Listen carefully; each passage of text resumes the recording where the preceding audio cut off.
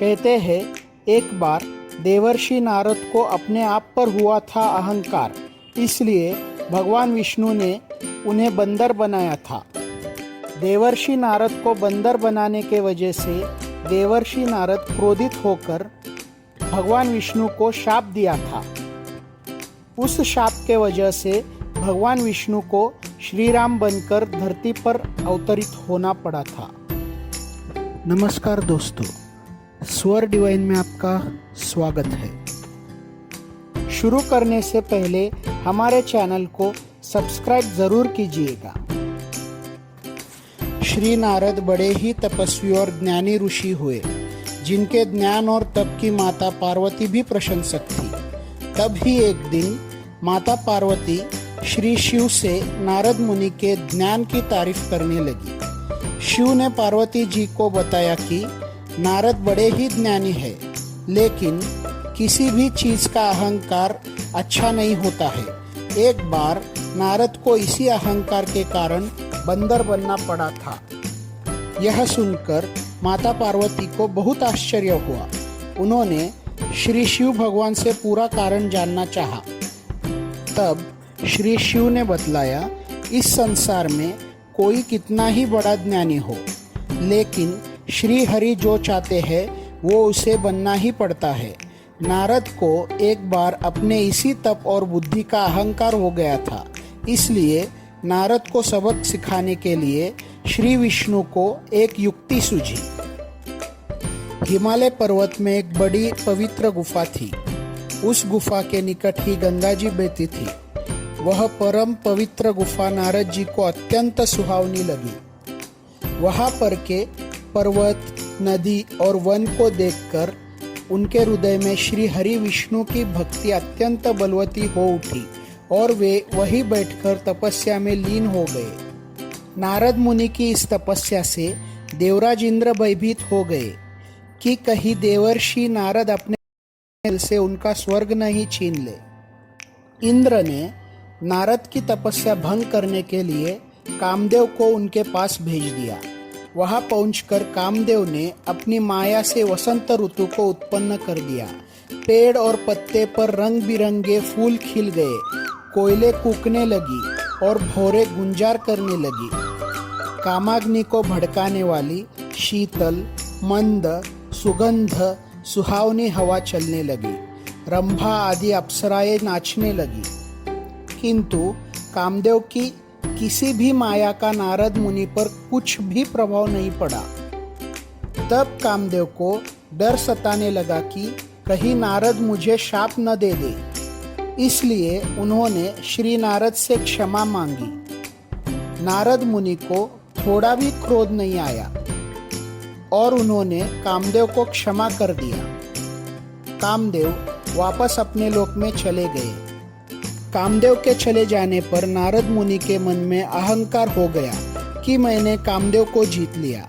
वहां से वे शिव जी के पास चले गए और उन्हें अपने कामदेव को हारने का हाल कह सुनाया। भगवान शिव समझ गए कि नारद को अहंकार हो गया है। शंकर जी ने सोचा कि यदि इनके अहंकार की बात विष्णु जी जान गए तो नारद के लिए अच्छा नहीं होगा। इसलिए उन्होंने नारद से कहा कि तुमने जो बात मुझे बताई है उसे श्री हरि को मत बताना। नारद जी को शिव जी की यह बात अच्छी नहीं लगी। उन्होंने सोचा कि आज तो मैंने कामदेव को हराया है और ये भी किसी को नहीं बताओ। नारद जी क्षीरसागर पहुंचे गए और शिव जी के मना करने के बाद भी सारी कथा उन्हें सुना दी। भगवान विष्णु समझ गए कि आज तो नारद को अहंकार ने घेर लिया है। अपने भक्त के अहंकार को वे सह नहीं पाते, इसलिए उन्होंने अपने मन में सोचा कि मैं ऐसा उपाय करूंगा कि नारद का घमंड भी दूर हो जाए और मेरी लीला भी चलती रहे।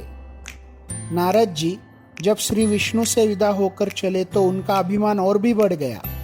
इधर श्री हरि ने अपनी माया से नारद जी के रास्ते में एक बड़े ही सुंदर नगर को बना दिया। उस नगर में शीलनिधि नाम का वैभवशाली राजा रहता था। उस राजा की विश्वमोहिनी नाम की बहुत ही सुंदर बेटी थी। जिसके रूप को देखकर लक्ष्मी भी मोहित हो जाए। विश्व मोहिनी स्वयंवर करना चाहती थी, इसलिए कई राजा उस नगर में आए हुए थे। नारद जी उस नगर के राजा के यहाँ पहुँचे तो राजा ने उनका पूजन करके उन्हें आसन पर बैठाया। फिर उनसे अपनी कन्या की हस्तरेखा देखकर उसके गुण दोष बताने के लिए कहा। उस कन्या के रूप को देखकर नारद मुनि वैराग्य भूल गए और उसे देखते ही रह गए। उस कन्या की हस्तरेखा बता रही थी कि उसके साथ जो विवाह करेगा वह अमर हो जाएगा, उसे संसार में कोई भी जीत नहीं सकेगा और संसार के समस्त जीव उसकी सेवा करेंगे। यह बात नारद मुनि ने राजा को नहीं बताई और राजा को उन्होंने अपनी ओर से बनाकर कुछ और अच्छी बातें कह दी। अब नारद जी ने सोचा कि कुछ ऐसा उपाय करना चाहिए कि यह कन्या मुझसे ही विवाह करे। ऐसा सोचकर नारद जी ने श्री हरि को याद किया और भगवान विष्णु उनके सामने प्रकट हो गए। नारद जी ने उन्हें सारी बात बताई और कहने लगे, हे नाथ, आप मुझे अपना सुंदर रूप दे दो ताकि मैं उस कन्या से विवाह कर सकूं। भगवान हरि ने कहा, हे नारद, हम वही करेंगे जिसमें तुम्हारी भलाई हो। यह सारी विष्णु जी की ही माया थी। विष्णु जी ने अपनी माया से नारद जी को बंदर का रूप दे दिया। नारद जी को यह बात समझ में नहीं आई। वो समझे कि मैं बहुत सुंदर लग रहा हूँ। वहां पर छिपे हुए शिव जी के 2 गणों ने भी इस घटना को देख लिया। ऋषिराज नारद तत्काल विश्व मोहिनी के स्वयंवर में पहुंच गए और साथ ही शिव जी के वे दोनों गण भी ब्राह्मण का रूप बनाकर वहां पहुंच गए। वे दोनों गण नारद जी को सुनाकर कहने लगे कि भगवान ने इन्हें इतना सुंदर रूप दिया है कि राजकुमारी सिर्फ इन पर ही रिझेगी। उनकी बातों से नारद जी मन ही मन बहुत खुश हुए। स्वयं भगवान विष्णु भी उस स्वयंवर में एक राजा का रूप धारण कर आ गए। विश्व मोहिनी ने कुरूप नारद की तरफ देखा भी नहीं और राजा रूपी विष्णु के गले में वरमाला डाल दी। मोह के कारण नारद मुनि की बुद्धि नष्ट हो गई थी। राजकुमारी द्वारा अन्य राजा को वरमाला डालते देख वे परेशान हो उठे। उसी समय शिव जी के गणों ने ताना कसते हुए नारद जी से कहा, जरा दर्पण में अपना मुंह तो देखिए। मुनि ने जल में झांक कर अपना मुंह देखा और अपनी कुरूपता देखकर गुस्सा हो उठे। गुस्से में आकर उन्होंने शिव जी के उन दोनों गणों को राक्षस हो जाने का शाप दे दिया। उन दोनों को शाप देने के बाद जब मुनि ने एक बार फिर से जल में अपना मुंह देखा तो उन्हें अपना असली रूप फिर से मिल चुका था। नारद जी को अपना असली रूप वापस मिल गया था, लेकिन भगवान विष्णु पर उन्हें बहुत गुस्सा आ रहा था क्योंकि विष्णु के कारण ही उनकी बहुत ही हंसी हुई थी। वे उसी समय विष्णु जी से मिलने के लिए चल पड़े। रास्ते में ही उनकी मुलाकात विष्णु जी, जिनके साथ लक्ष्मी जी और विश्व मोहिनी भी थी, से हो गई थी। उन्हें देखते ही नारद जी ने कहा, आप दूसरों की खुशियां देख ही नहीं सकते। आपके भीतर तो ईर्ष्या और कपट ही भरा हुआ है। समुद्र मंथन के समय आपने श्री शिव को बावला बनाकर विष और राक्षसों को मदिरा पिला दिया और स्वयं लक्ष्मी जी और कौस्तुभ मणि को ले लिया। आप बड़े धोखेबाज और मतलबी हो, हमेशा कपट का व्यवहार करते हो। हमारे साथ जो किया है उसका फल जरूर पाओगे। आपने मनुष्य रूप धारण करके विश्व मोहिनी को प्राप्त किया है, इसलिए मैं आपको शाप देता हूँ कि आपको मनुष्य जन्म लेना पड़ेगा। आपने हमें स्त्री से दूर किया है, इसलिए आपको भी स्त्री से दूरी का दुख सहना पड़ेगा। और आपने मुझको बंदर का रूप दिया, इसलिए आपको बंदरों से ही मदद लेना पड़ेगा। नारद के शाप को श्री विष्णु ने पूरी तरह स्वीकार कर लिया और उन पर से अपनी माया को हटा लिया। माया के हट जाने से अपने द्वारा दिए शाप को याद करके नारद जी को बहुत दुख हुआ, किंतु दिया गया शाप वापस नहीं हो सकता था। इसलिए श्री विष्णु को श्री राम के रूप में मनुष्य बनकर अवतरित होना पड़ा। शिव जी के उन दोनों गणों ने जब देखा कि नारद अब माया से मुक्त हो चुके हैं, तो उन्होंने नारद जी के पास आकर और उनके चरणों में गिरकर कहा, हे मुनिराज, हम दोनों शिव जी के गण हैं। हमने बहुत बड़ा अपराध किया है, जिसके कारण हमें आपसे शाप मिल चुका है। अब हमें अपने शाप से मुक्त करने की कृपा करें।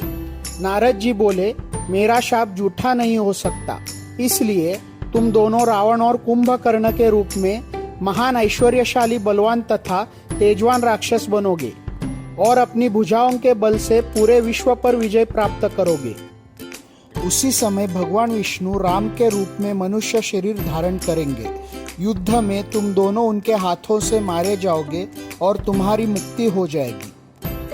तो दोस्तों, इस कारण देवर्षि नारद को बनना पड़ा था एक बार बंदर, और नारद जी के शाप से भगवान विष्णु को धरती पर अवतरित होना पड़ा था। तो दोस्तों, अगर आपको हमारा वीडियो अच्छा लगा तो लाइक कीजिए, शेयर कीजिए और सब्सक्राइब कीजिए, और उसके बाद बेल आइकॉन दबाना मत भूलिए। धन्यवाद।